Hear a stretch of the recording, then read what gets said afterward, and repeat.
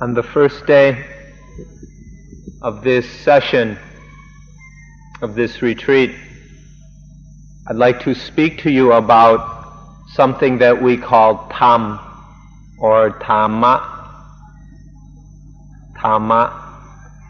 I'll speak about it in different aspects and from different points of view because I think that this is something that you don't understand very well.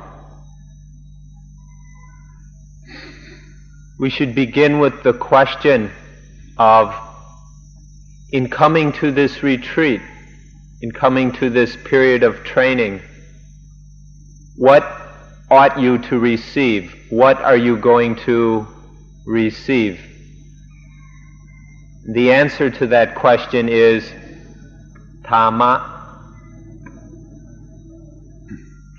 When we speak like this, you'll probably be a bit confused since you don't know what we're talking about when we use this word Dhamma. So before we go any further, we're going to have to talk about the meaning of this word Dhamma. And in doing so, if we can help you to understand what Dhamma is, then you will receive Dhamma through that understanding. And that ought to justify your coming here. Some people, when they hear us talking about Dhamma or Dhamma, they make a distinction between Dhamma and meditation. They separate Dhamma and meditation into two different things and think that these two things have nothing to do with each other. Well, let's get things straight from the beginning so that you have the correct understanding that Dhamma and meditation are the same thing. Meditation practice is a way of helping us to have Dhamma, to receive Dhamma. So in no way can we separate Dhamma and meditation practice into two distinct things. They're one and the same thing. Please understand this. Another question is, at what point or at what time is our humanity full, complete, and perfect? What does it take to be perfectly, completely human?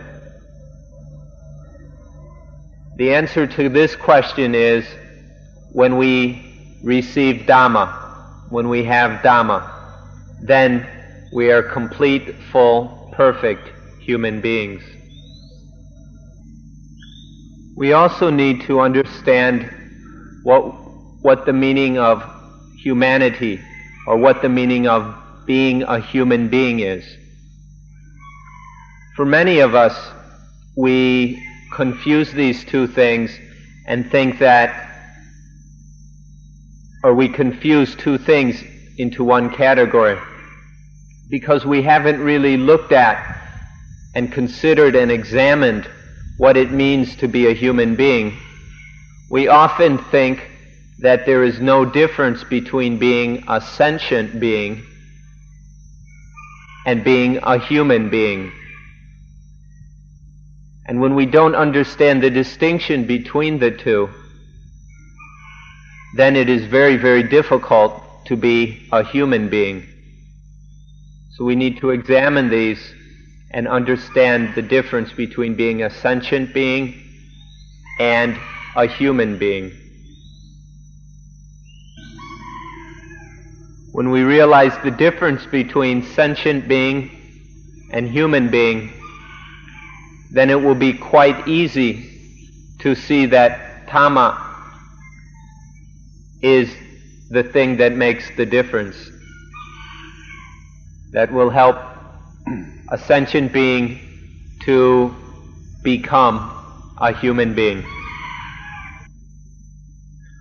when we use these words sentient being and human being, which is not my native language, it may be a little bit unclear for you, because in the Thai language we use two words, kon for sentient being and manut for human being. And in these two words there's a very clear and distinct difference. But this may not be conveyed by the English words sentient being and human being. Therefore, we will try to help you to see this difference. We are born as sentient beings, and through realizing and understanding Dhamma, we become human beings. We're not exactly sure what you understand the word human being to mean. And so the point we're trying to make right now may not yet be completely clear. We know what this Thai word means, the Thai word manut, and as far as we can tell, in English the closest equivalent is human being. But we're not exactly sure what that word human being means. So let us talk about the Thai word manut. The word manut comes from a Pali word manutsaya, and this word means having a mind, having a high mind, or a mind or consciousness on a high level. When we use the word kon, or sentient being, we're talking about a mind on ordinary levels, on common levels of consciousness. Sometimes it's on the most common level of the instincts. But when we talk about kon, or sentient beings, we're talking about ordinary states of mind. But when we talk about manut, or human beings, or human being, then we're talking about high levels of mind and of consciousness. So if the word human being or manut means living with a high state of mind, we need to talk about what we mean by the word high. By high we mean on top of or above. And this means a mind that is above problems, above the pain, the suffering, the conflict, the dissatisfaction of ordinary life, or of common life. When the mind is on a common level, it is caught up in all the problems, pains, suffering, conflict, and all those kind of things of common life. So to be a human being, we mean to have a mind that is above all that conflict and pain and all those problems. So you need to consider the difference between the commonness of being a sentient being and the higher level of a human being. You need to consider and examine this difference until you see the importance of being a human being, until you're willing to really work and do what it takes to be a human being. This involves looking at sentient being and seeing that this level of mind, these lower states of mind, are constantly mixed up and intertwined with what we call dukkha. When the mind is on a low level, it's always being disturbed, agitated, bothered by dukkha. Dukkha is something that prevents the mind from ever being truly calm, peaceful, and clear. So when the mind is on common levels, it is always forced to struggle and fight with this problem of dukkha. And in this way there can be no peace for the ordinary sentient being. But for the human being with a mind that is on a high level, it is above these problems of dukkha, of all the strife, the agitation and pain. This kind of mind no longer has to struggle. It is no longer forced to fight with this problem of dukkha. It is free and above those problems, and in this way it finds peace. So we need to see this difference in order to understand what this life is about.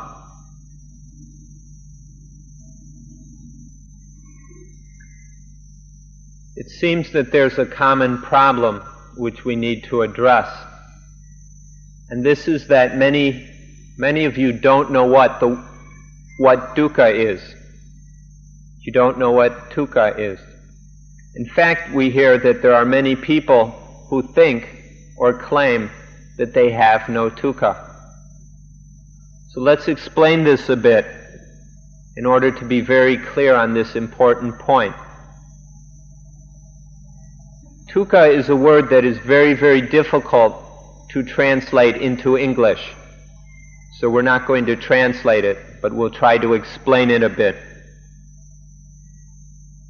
Dukkha, we can say, is that which is hard to endure, difficult to stand, to bear, to put up with. Dukkha is whatever the very many things that happen through life that are difficult to live with, sometimes so strong that they are unbearable, sometimes weaker that we would say they are annoying or disturbing. But they are all the various things that are difficult to live with, to endure, to bear. And so we struggle with them. We have to solve them in one way or another to become free of these things we call dukkha. Now, many people have a very shallow understanding of dukkha, and they only think in materialistic, physical kinds of dukkha, such as a stomach ache, or sore knees, or backaches. They can only think of physical pains and aches as dukkha. But this dukkha that is so difficult to endure also affects the mind. It's not just something that happens to the body. And when we see dukkha as something that affects the mind, that involves the mind, then we can also talk about dukkha is that which is, and I have trouble translating this Thai word correctly, but we can say dukkha is what is disgusting or ugly, hateful, loathsome.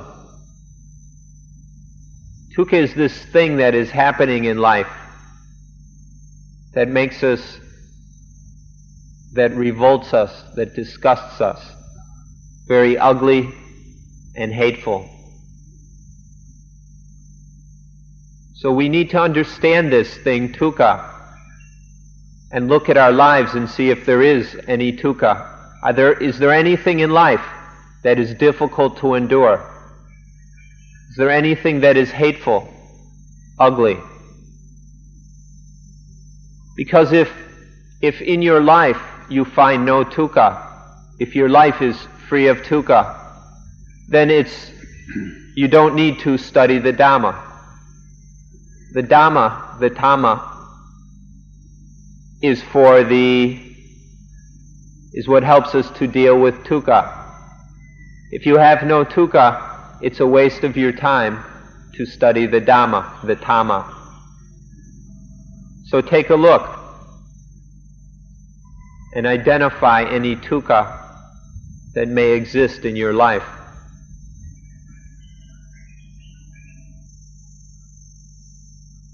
We'd like to examine this in finer, more subtle detail in order to make sure that you understand what we mean by dukkha. This may be more than is necessary for some of you, but we need to make these distinctions in order that you truly understand.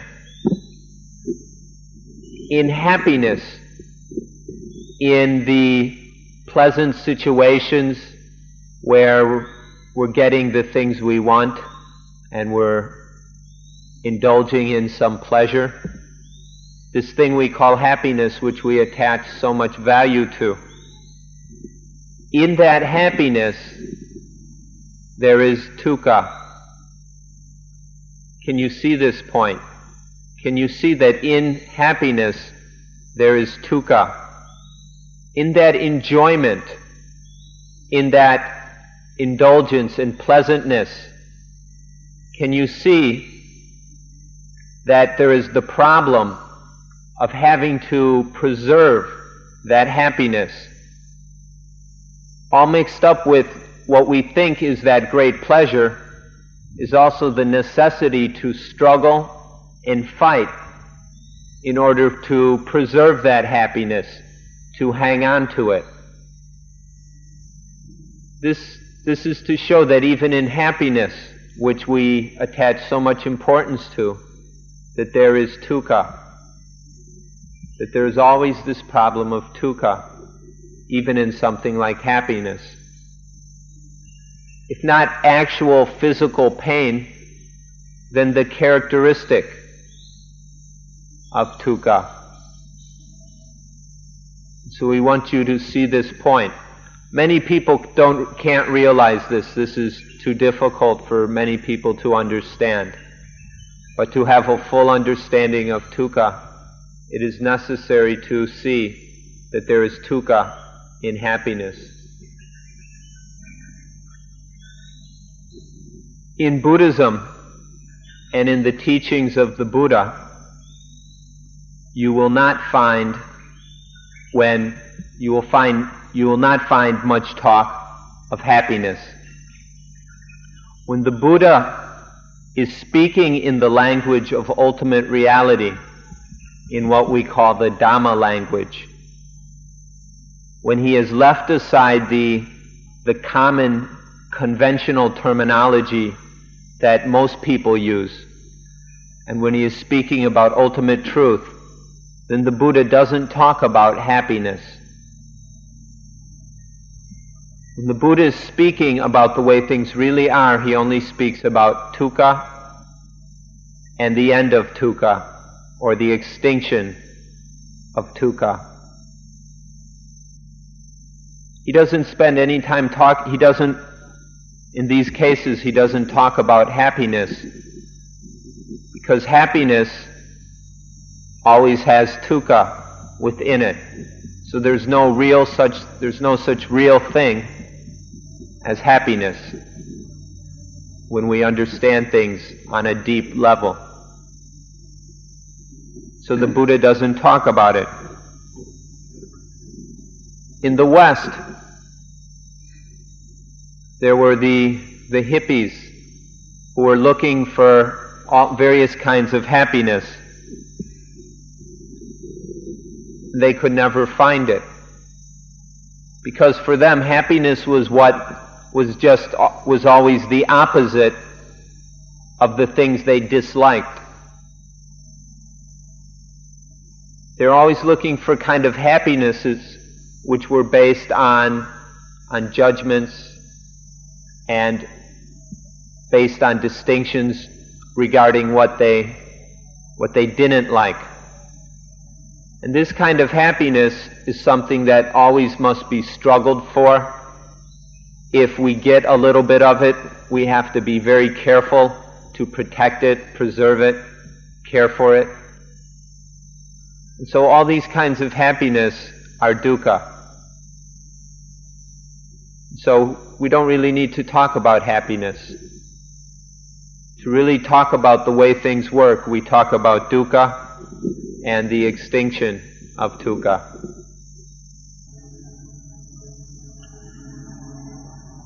Now, we have to admit that if you read through the Buddhist scriptures, you'll see that the Buddha did talk about happiness at times. But when he was doing so, he wasn't really speaking in terms of of ultimate truth. When the Buddha spoke of happiness, he was speaking on a common, ordinary, everyday level that common, ordinary minds could understand. Most people don't have enough insight into themselves or life to understand what dukkha means. And for these people, we have to talk about happiness. So there is talk of happiness in Buddhism when the Buddha was talking to people who didn't really understand the importance of dukkha. So he would speak about happiness, saying things like nibbana or nirvana. He would say nibbana is the supreme happiness. This was just a little bit of propaganda to help people who didn't have very profound understanding to be interested in the teachings, to get them started so that they could move on to more important and more fundamental truths. So all the talk of happiness are just carrots to get people started into the practice. But once we begin to practice, once we truly begin to meditate and use Dhamma in our lives, then we no longer have to speak in terms of happiness. Instead, we speak about dukkha and the end of dukkha, or the voidness of dukkha. So the practice of Dhamma is not for happiness. The goal of this practice is to be void of dukkha, to be free of dukkha. This is what this practice is about.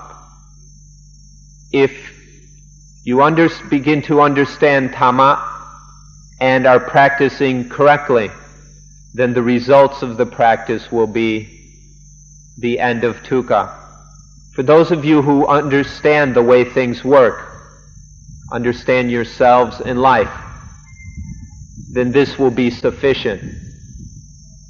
All this talk about happiness will no longer interest you.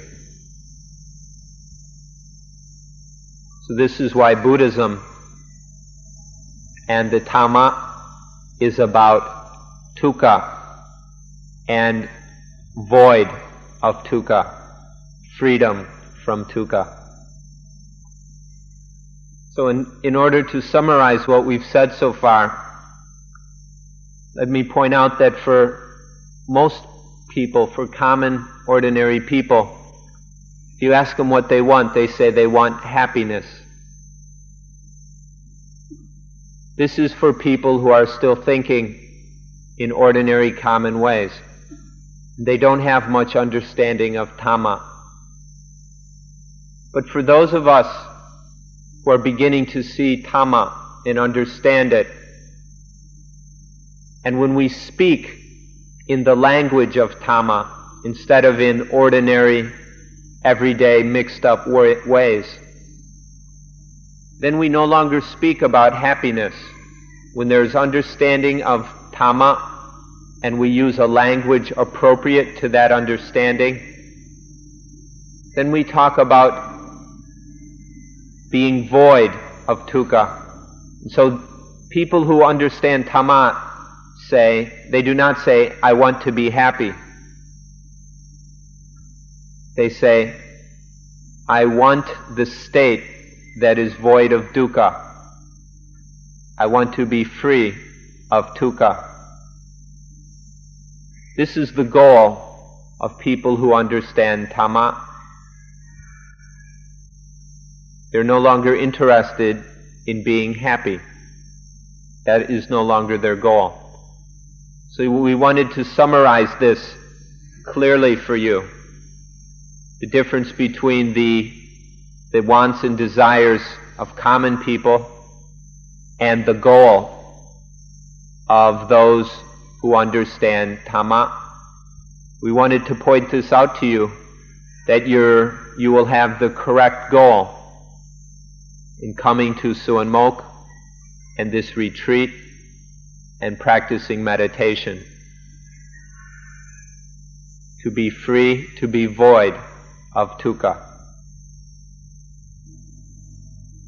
So now let's talk about mental training or mental development, which we often use the word meditation for. The goal and the reason for meditating, for practicing mental training and mental development, is to have a mind that is void of dukkha. It's for this freedom of dukkha. This is the reason for meditating. To practice mental development in order to be happy is to immediately be stupid. This is very foolish to have the goal of happiness, because as soon as you have this goal of happiness, then you indulge in it, you get wrapped up in it, and you struggle and fight in order to be happy. And so you no longer have a meditation practice, but you just have a struggle in order to be happy. And there is no peace and calm and clarity in that struggling to be happy. So it is much wiser in one's meditation, in one's practice of mental development, to have the aim of being free of dukkha.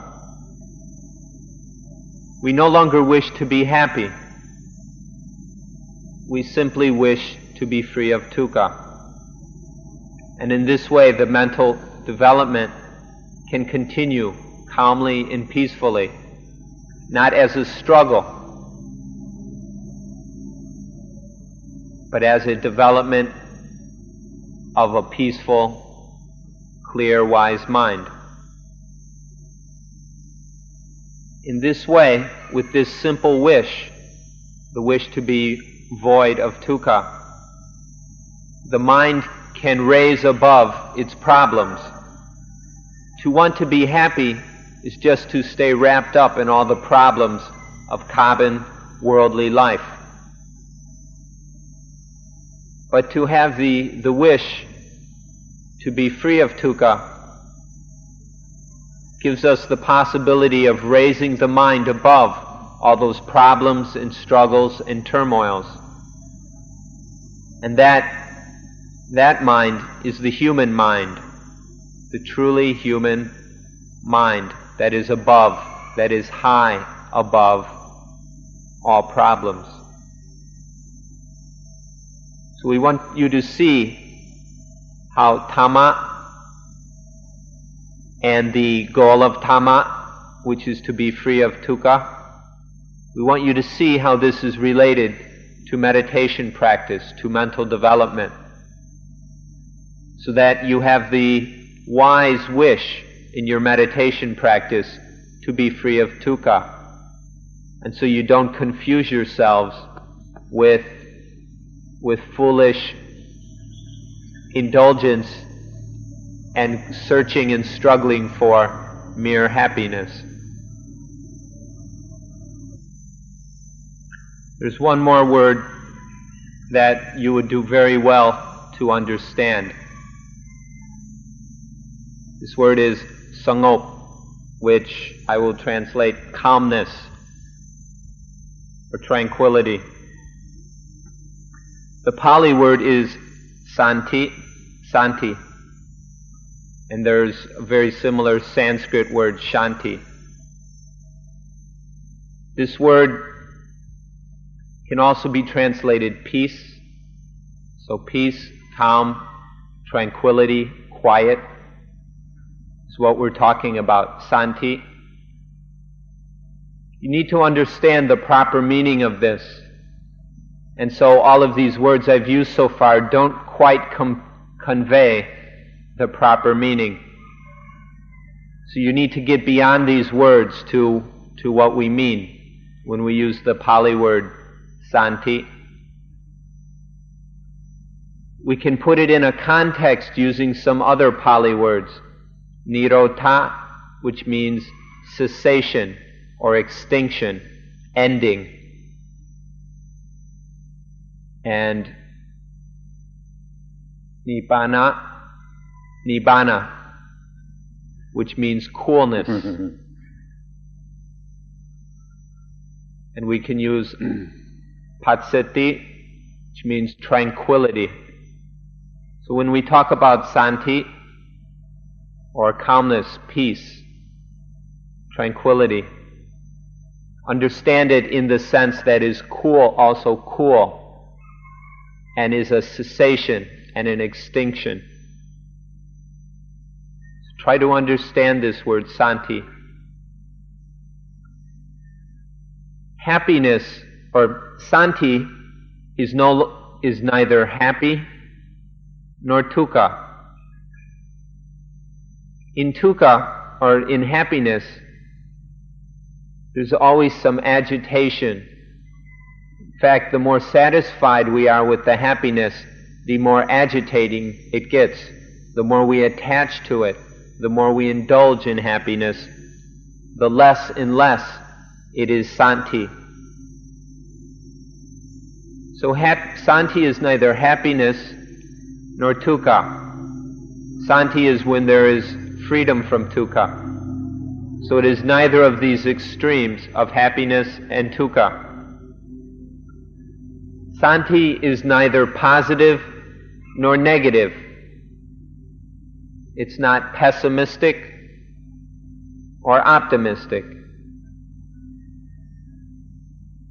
It's a calmness and peace that is free of all these dualities,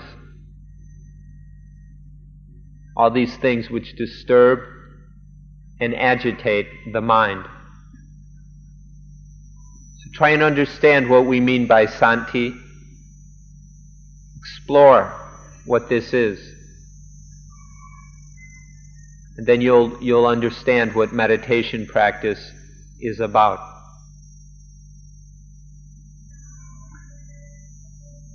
The world today, most of us are all wrapped up in positiveness. We're addicted to the heroin of positiveness. Whatever is positive, we're always going around being positive, trying to be positive, looking for positive things, running away from the negative, criticizing people who are negative. We're addicted to the heroin of the positive. But this addiction is not peaceful, it's not calm, it's not santi. It disturbs the mind just as much as dukkha does, because in this addiction to positiveness, there is still the struggle and the problems of how to get it, preserve it, maintain it. And so this obsession with the positive is not the answer. We need to go beyond what is positive to what is peaceful. Positive and negative are not peaceful. True peace and calm is beyond and above the positive. It's beyond and free from the distinctions of pessimism and optimism, of these ways of judging things that we all have. So in this practice, we're working for santi, which is above happiness, beyond the positive, and is really free, really liberated. And in that is calm and peace. We'll summarize this in a very short way that will be easy for you to remember. The heroine of positiveness is much stronger, fiercer, and more dangerous than the drug heroin, which is such a problem in the world today. The heroine of positiveness is fiercer and more dangerous, causes more problems than the drug heroin. If you understand this, it will help you very, very much in your practice of Dhamma, and it will help you in your meditation. We can compare these to make it a little easier to understand. When we're addicted to heroin, to the drug, it is very, very difficult to give up that addiction. This is something well known to us all. We either know people who've been addicted to heroin, or we've been bombarded with information about it over the last 15, 20 years. But no matter how difficult it is to give up the physical addiction, or the addiction to the physical drug of heroin, it is even more difficult, far more difficult, to give up our addiction to the heroin of positiveness. This attachment we have to positive things, to pleasant things, this attachment is much more stronger and deep-rooted than any addiction to heroin or other drugs.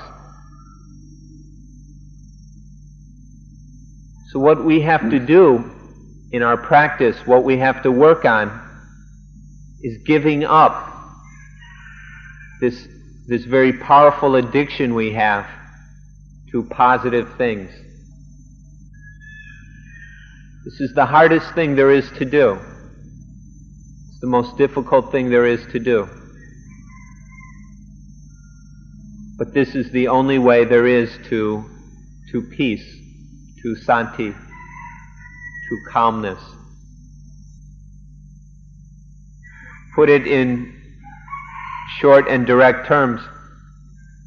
The hippie movement was completely unsuccessful in getting what they were after, in finding what they were looking for, because they don't know the meaning, or they didn't know the meaning of calmness, of peace. The hippies were unsuccessful in achieving their goals because they didn't understand the meaning of peace, of calmness.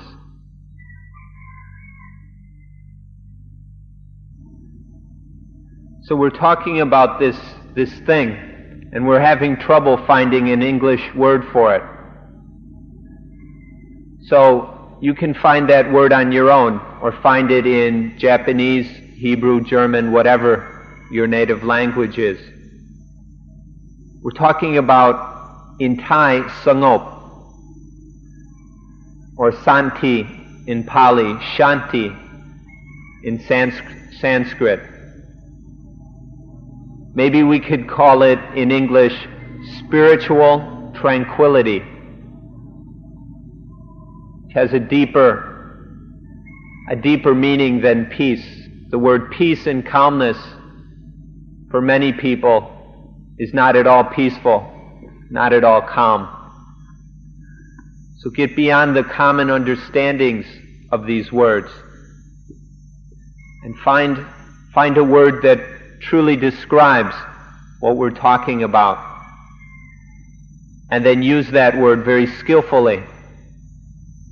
Hold on to it and use it so that you have a standard within your practice.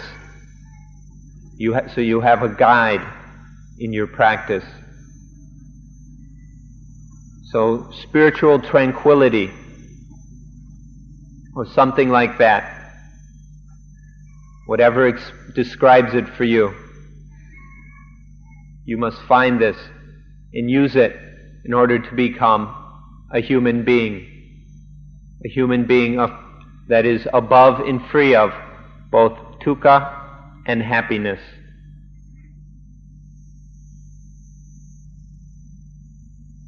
So the reason that we practice meditation, the reason we practice mental development or vipassana, insight practice, is in order to understand the meaning of santi, of spiritual tranquility, of calmness, of spiritual peace.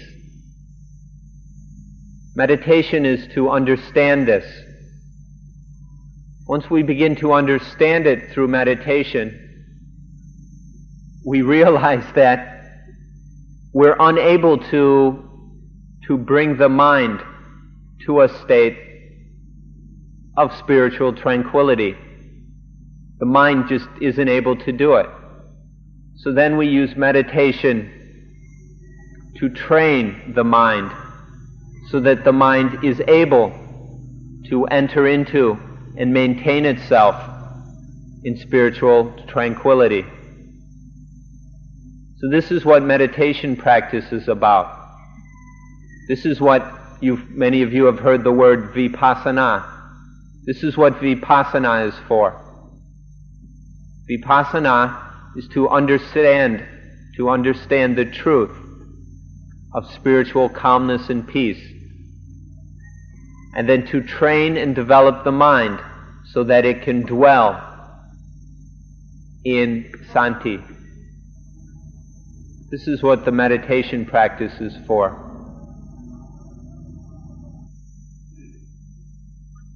Another word related to this subject that we'd like you to understand is samadhi bhavana.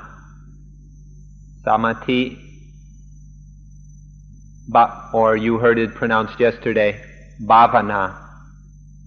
One is a Western pronunciation, one a Thai pronunciation. Samadhi bhavana. Bhavana means development, as was explained yesterday. Samadhi is concentration. So samadhi bhavana is development of the mind through concentration. Development of the mind using concentration. This is samadhi bhavana. You have to understand this properly. Samadhi is the tool, it's the method, it's a means of developing the mind. It's not the goal, it's the means. Through the concentration practice, the development of concentration, the mind is developed. So samadhi bhavana is very crucial and necessary in what we call vipassana, in insight, as was just talked about. Samadhi provides a strength and power and force for the mind to develop itself. So this is a very necessary tool in the meditation practice. So please remember the words samadhi bhavana and grow in your understanding of them. Nowadays we use many different words for what we're talking about. Not only the English translations, but people are using all kinds of different Pali words. But if we go back to the original scriptures and see what words the Buddha used, he only used the words samadhi bhavana, development of the mind through the power of concentration. This is what the Buddha used. But nowadays there are different teachers with their meditation centers and places using different words, such as vipassana. The Buddha didn't use this word in that way. Or gamatana, to make. Gamatan is a way it's often talked about in Thailand. But this isn't the way the Buddha spoke.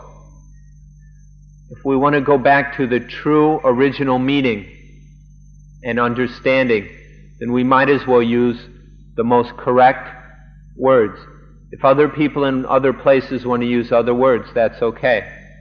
And we can listen to what they're talking about and make sense of it.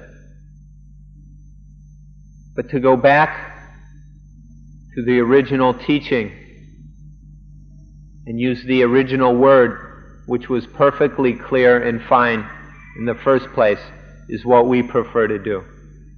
So we'll talk about samadhi bhavana, development of the mind through the power of concentration. This is the most appropriate way to describe what we're talking about. When we talk about samadhi bhavana, it includes vipassana, development of the mind through the power of concentration, has within it insight, the development of insight. It also includes what we sometimes hear, samatha and samadhi, tranquility meditation or calmness practices. These are all included within the words samadhi bhavana. So it's best to go back to these original words, understand their meaning, and use them properly, because it includes all these other words that are being used in different places. So samadhi bhavana is a practice through which the mind can be developed and liberated from dukkha. So we only have to use these two simple words, samadhi bhavana. And if we use them, we'll see the importance of developing what we call samadhi. Without samadhi, the mind has no strength, clarity, and calm with which to really understand anything. So when we use the word samadhi bhavana, then we can never forget the importance of samadhi.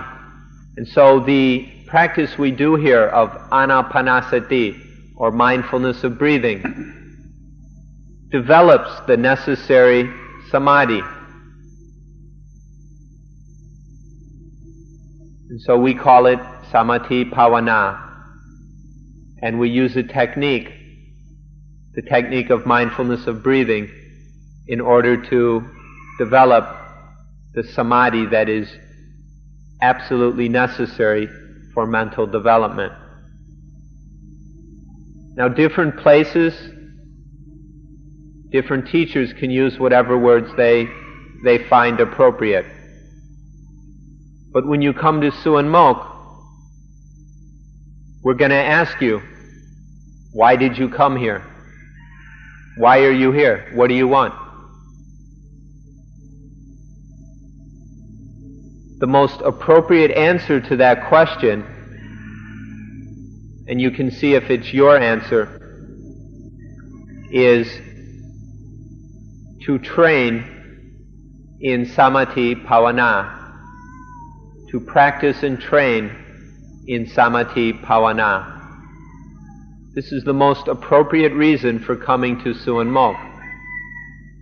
In fact, no matter what center or monastery you go to, in whatever part of Thailand, whatever country in Asia, Europe, or the world, wherever place you go, the most appropriate reason, the best reason for being there is to train and practice in samadhi bhavana.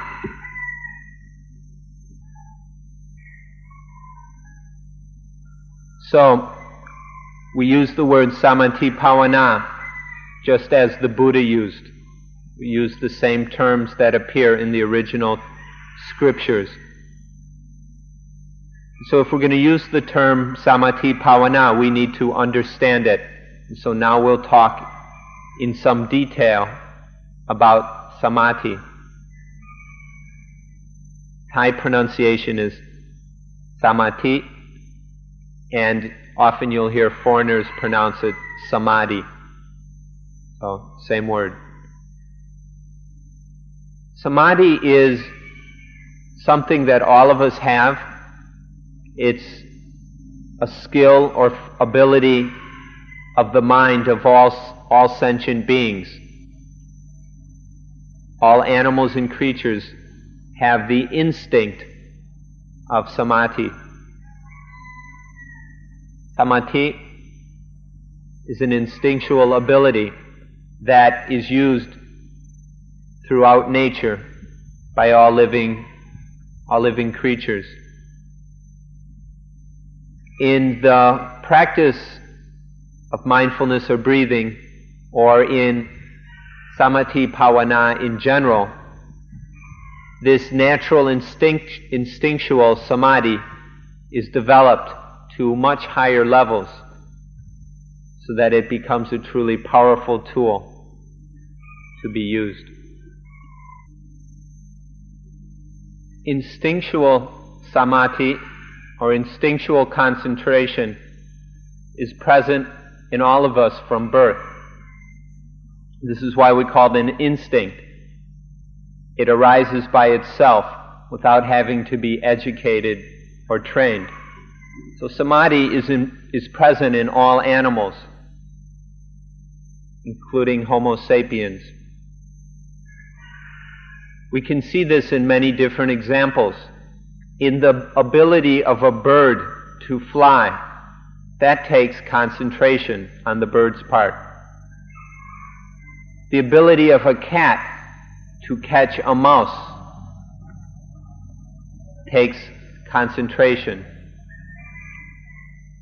Or for children to play games, to toss stones or shoot rubber bands,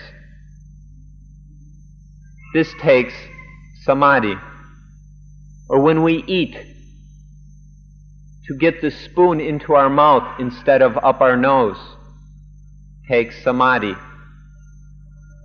Whatever kind of work we do takes samadhi.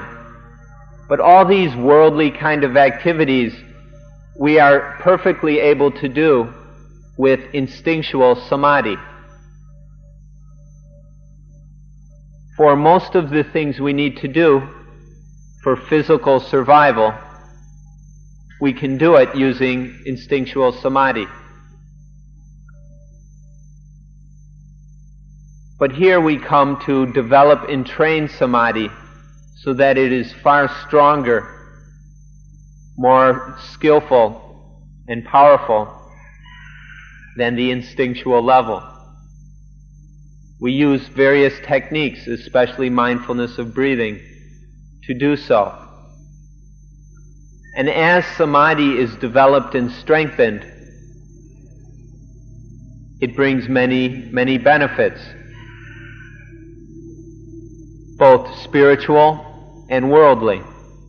Whatever our work is, say we're a typist and we have to type, with stronger samadhi, we are much more skillful typists. or whatever our sports we like to play. We can play badminton, or kick a football, or swim, or windsurf, whatever it is, with more skillfulness when there is samadhi. Whatever our work is, whatever activities we do, whether for physical survival or play, these are done more skillfully with fewer errors through the strength and power of samadhi. But this isn't why we're practicing meditation. We continue to develop it in order to use it to do our spiritual work, which is to see and realize Dhamma.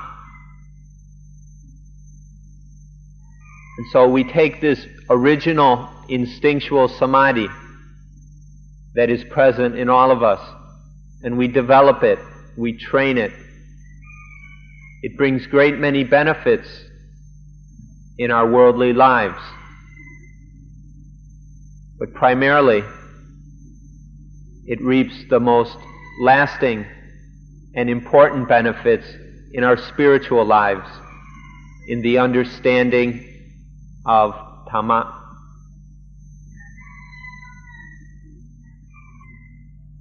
So what we've said so far should make it obvious to each of you how important and valuable a tool samadhi is.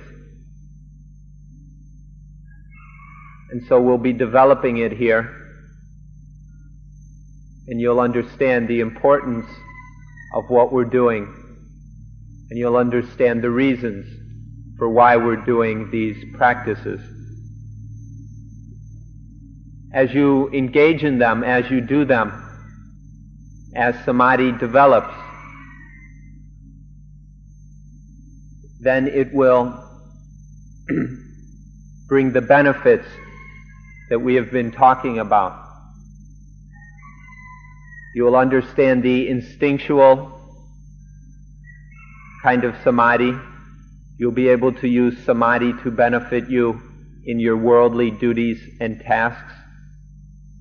And then you will see the results and benefits it will bring in spiritual life. So we're going to summarize this in a very clear way that will be easy for you to remember and use. This applies to both instinctual samadhi, samadhi that is applied to worldly duties and work, and then samadhi in our spiritual practice. These three kinds of samadhi can be explained in the same way. Samadhi is the intention of the mind that is aimed at a final goal. It's the gathering together of the mind and aiming it at one final goal. This state of being, this condition, is called samadhi. Samadhi is the state or condition where the mind has the intention and objective to drive forward after one single goal, after the final goal. So this definition of the state or condition of being that aims at a final goal, this definition of samadhi is appropriate for all levels and kinds of samadhi. When a bird is flying, it has the instinctual kind of samadhi where it is aiming at flying somewhere. When a person works, then in that worldly task, they have samadhi at the result for which they are working. Whether it's a farmer planting for the harvest, or a bureaucrat filling out forms for his monthly paycheck. And then in spiritual practice, there is samadhi towards a final goal, the goal of santi, of spiritual tranquility, spiritual calm and peace. So whatever the kind of activity, for it to be of any success, there must be samadhi. And the stronger and more complete the samadhi, the better the odds of success. Now when we talk about the third kind of samadhi, the samadhi that has spiritual tranquility as its goal, we can use the highest and most complete definition of samadhi which the Buddha used. The Buddha said that samadhi is the one-pointed mind, that has nibbana as its object. Samadhi is when the mind has only one thing in sight. The mind is completely focused on only one thing. And that thing, that object of the mind's focus, is nibbana. Nibbana is the final goal, the coolness, the extinction of all dukkha. It's complete freedom and liberation. So true spiritual samadhi is when the one-pointed mind takes nibbana as its goal. The mind sees only one thing, and that thing is nibbana. That's all the mind is interested in. This is the highest, most powerful kind of samadhi. So this definition which we've used is the most complete and perfect definition of samadhi. The one-pointedness of mind which has nibbana as its final goal. The one-pointedness of mind that has nibbana as its final goal. This can cover all the different instances of samadhi. Even when we begin our meditation practice in the very, very early stages, we were just sitting quietly, being mindful of the breathing. This is a samadhi. The mind is becoming one-pointed on the breathing. And in doing so, there is calmness and peace. So even in this short-term goal of being mindful of the breath, of the long breathing and the short breathing, and of calming the mind in this way, even in this shorter goal, there is movement towards the final goal of nibbana. So throughout the meditation practice, with the smaller, earlier levels of samadhi, and then through the developing, strengthening levels of samadhi, there is always nibbana as the goal.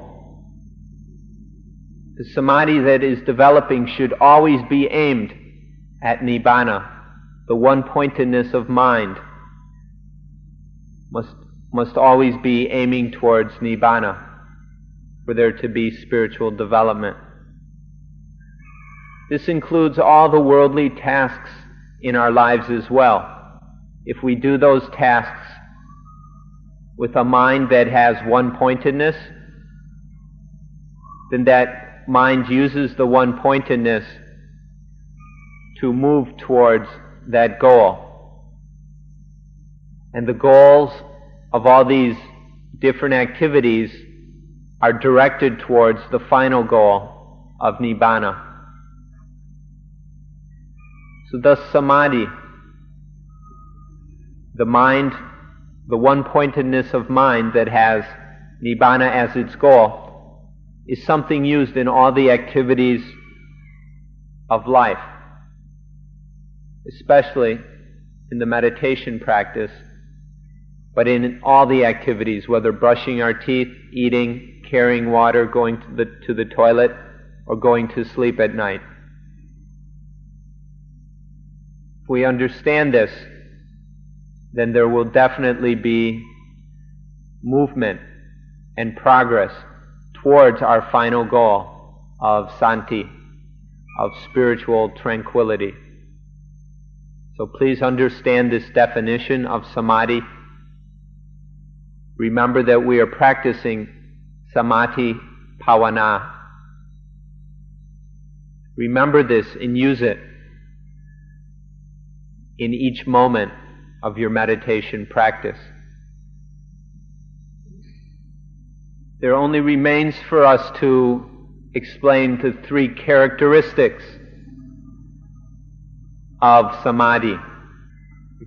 There are three characteristics of the mind that has samadhi, or the mind that is samadhi. And you would do very well to remember these three characteristics. First characteristic is purity. The mind that has samadhi, that has the characteristic of purity. The second characteristic is stability. Stability or stableness. And the third characteristic is activeness. Activeness.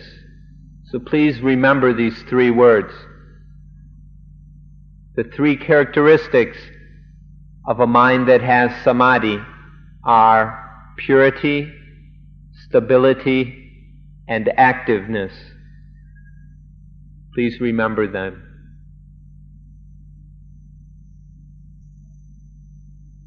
So you can think about what use, what benefits this sort of mind would have.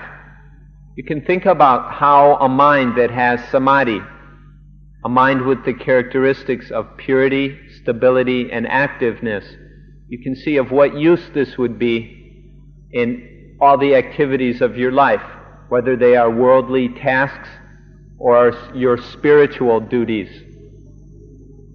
You can see of what benefit this kind of mind would be, of how much more useful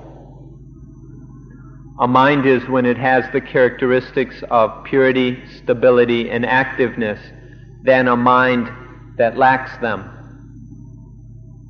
A mind lacking in purity, stability, and activeness is not very capable of doing things well. So this we can begin to see the value of a mind that has samadhi, that has these three characteristics, especially in spiritual practice, especially in practice of Dhamma, of Dhamma, of the realization, understanding, and application of truth, the truth of nature, the way things work. In doing so, in using samadhi in this way, in using the mind that has samadhi in this way, then there is true there's true development. So this is why we're using the term samadhi bhavana, the development of the mind through the means of samadhi, through the power of samadhi. Through this development, there is true progress towards the final goal. This is the way towards being fully human. To be human means a being on a high level of consciousness. So through samadhi, this can be developed and reached. To reach a state of mind that is above all problems, that is void of dukkha. This is the importance and benefit of samadhi. So please remember through the rest of your life the meaning of samadhi bhavana and use it.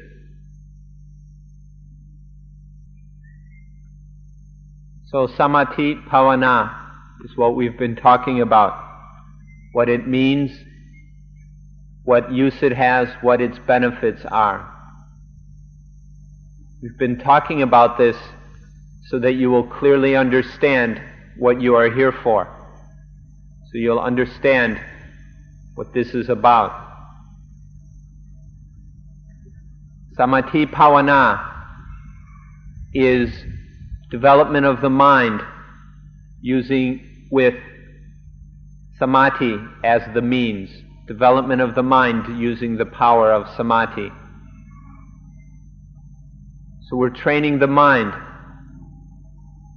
to be on a high level, to be above problems and dukkha, to be truly and fully human.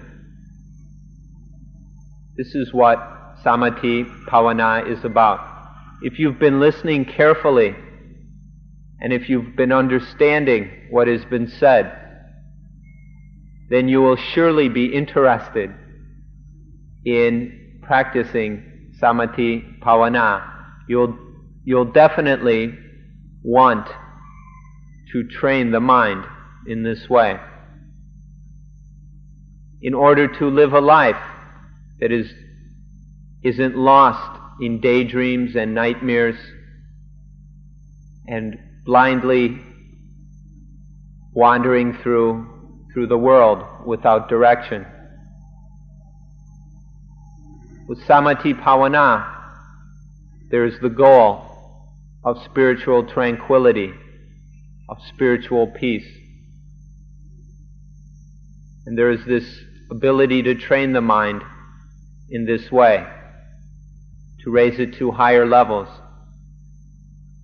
until the level of true and complete spiritual tranquility is reached, when there is this perfection of humanity. Then the mind continues in this way up until death. So there is samadhi bhavana up until the realization of spiritual tranquility.